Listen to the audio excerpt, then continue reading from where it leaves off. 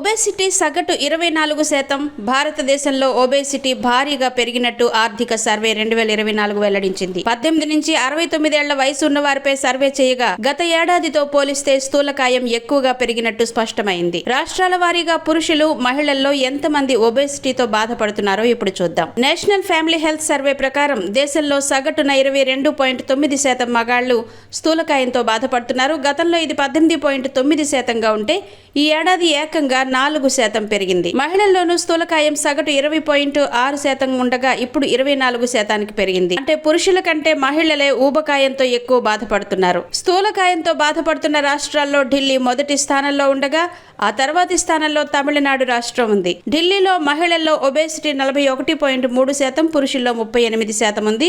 తమిళనాడులో 37% పురుషులు, 40.4% మహిళల్లో స్థూలకాయంతో బాధపడుతున్నారు. ఆంధ్రప్రదేశ్లో స్థూలకాయంతో బాధపడుతున్న వారిలో మహిళలు 36.3%, పురుషులు 31.1%. తెలంగాణలో స్థూలకాయంతో బాధపడుతున్న వారిలో మహిళలు 30.1%, పురుషులు 32.3%.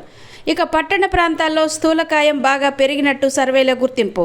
నేషనల్ ఫ్యామిలీ హెల్త్ సర్వే నిర్వహించిన సర్వేలో కోవిడ్ మహమ్మారి, లాక్డౌన్ తర్వాత దేశంలో ఒబేసిటీ గణనీయంగా పెరిగినట్టు గుర్తింపు. అటు మహిళలు, ఇటు పురుషులు కలిపి తీసుకున్న సగటున 24% మంది దేశంలో స్థూలకాయం, ఒబేసిటీతో బాధపడుతున్నట్టు సర్వే స్పష్టం చేస్తోంది.